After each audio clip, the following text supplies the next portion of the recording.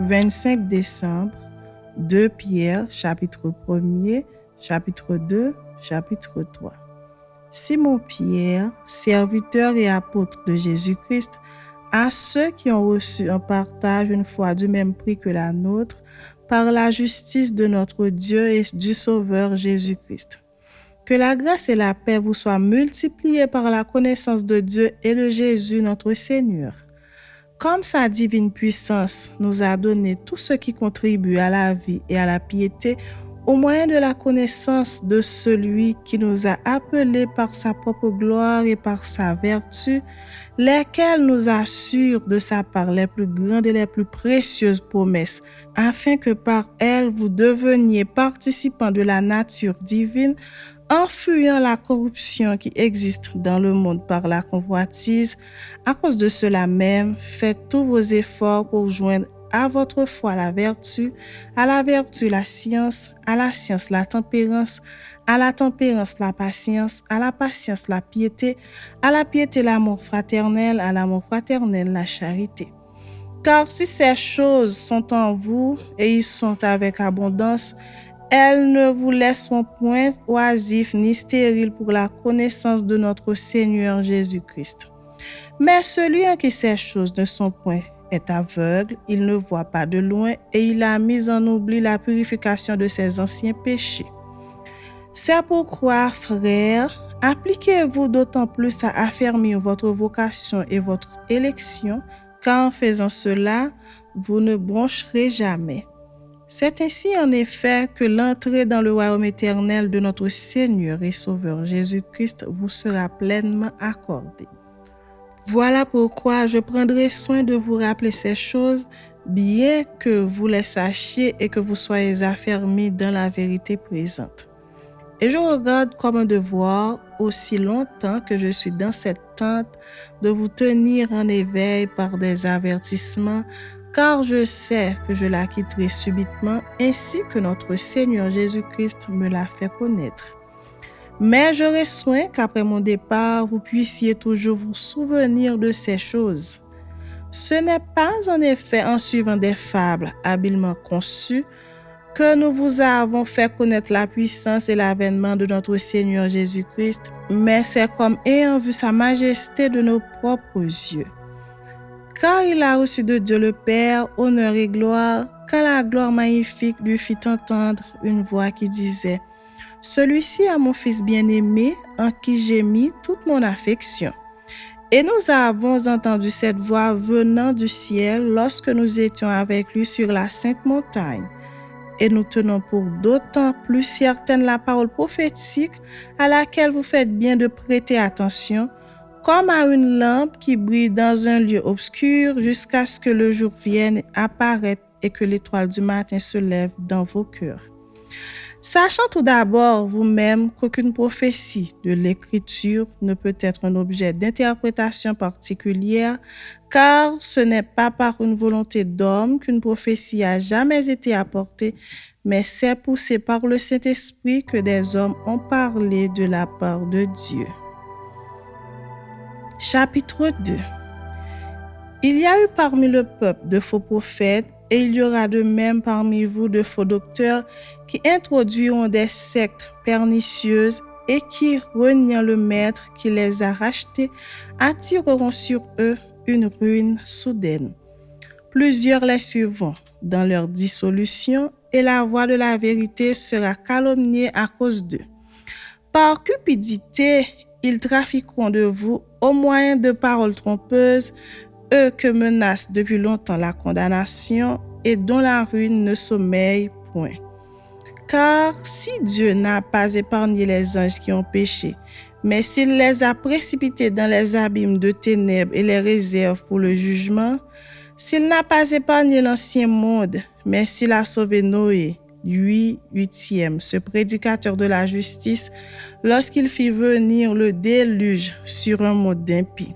S'il a condamné à la destruction et réduit en cendres les villes de Sodome et de Gomorrhe, les donnant comme exemple aux impies à venir, et s'il a délivré le juste Lot, profondément attristé de la conduite de ces hommes sans frein dans leur dissolution, car ce juste qui habitait au milieu d'eux tourmentait journellement son âme juste à cause de ce qu'il voyait et entendait de leurs œuvres criminelles. Le Seigneur s'est délivré de l'épreuve les hommes pieux et réservé les injustes pour être punis au jour du jugement, ceux surtout qui vont après la chair dans un désir d'impureté et qui méprisent l'autorité. Audacieux et arrogants, ils ne créent pas d'injurier des gloires, tandis que les anges, supérieurs en force et en puissance, ne portent pas contre elles de jugement injurieux devant le Seigneur. Mais eux, semblables à des brutes qui s'abandonnent à leurs penchants naturels et qui sont nés pour être pris et détruits, ils parlent d'une manière injurieuse de ce qu'ils ignorent et ils périront par leur propre corruption, recevant ainsi le salaire de leur iniquité. Ils trouvent leur délice à se livrer au plaisir en plein jour. Hommes tarés et souillés, ils se délectent dans leur tromperie en faisant bonne chère avec vous. Ils ont les yeux pleins d'adultère et insatiables de péché. Ils amorcent les âmes mal affermies. Ils ont le cœur exercé à la cupidité. Ce sont des enfants de malédiction. Après avoir quitté le droit chemin, ils se sont égarés en suivant la voie de Balaam, fils de Bosor, qui aima le salaire de l'iniquité, mais qui fut repris pour sa transgression. Une ânesse muette, faisant entendre une voix d'homme, arrêta la démence du prophète. Ces gens-là sont des fontaines sans eau, des nuées que chasse un tourbillon. L'obscurité des ténèbres leur est réservée.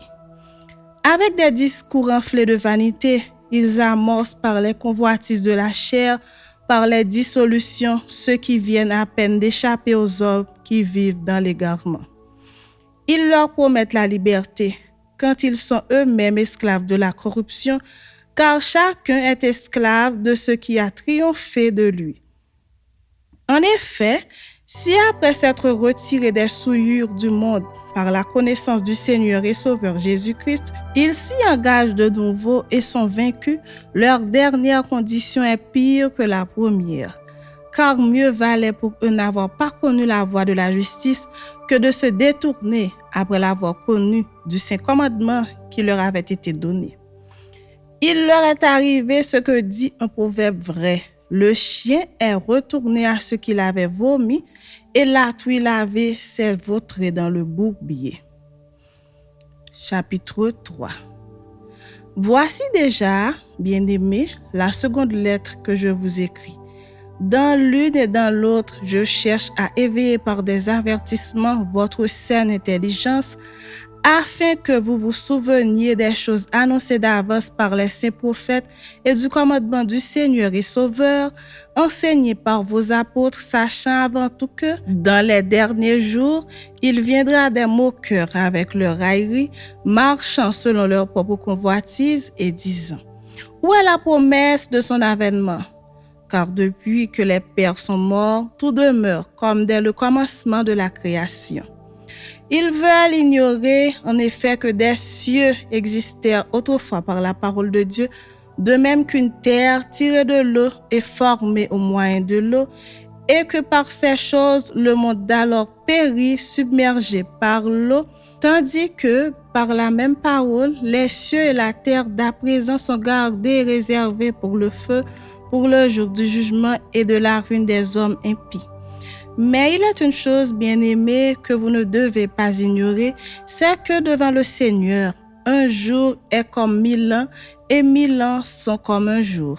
Le Seigneur ne tarde pas dans l'accomplissement de la promesse comme quelques-uns le croient, mais il use de patience envers vous, ne voulant pas qu'aucun périsse, mais voulant que tous arrivent à la repentance. Le jour du Seigneur viendra comme un voleur. En ce jour, les cieux passeront avec fracas, les éléments embrasés se dissoudront et la terre avec les œuvres qu'elle renferme sera consumée.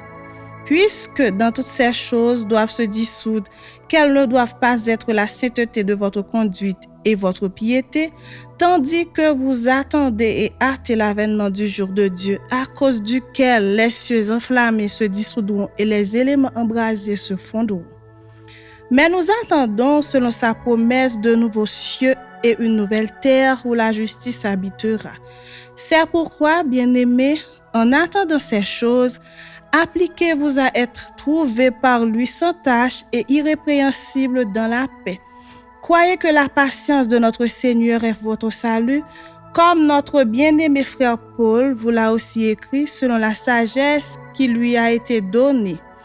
C'est ce qu'il fait dans toutes les lettres où il parle de ces choses dans lesquelles il y a des points difficiles à comprendre, dont les personnes ignorantes et mal affermies tordent le sens comme celui des autres écritures pour leur propre ruine.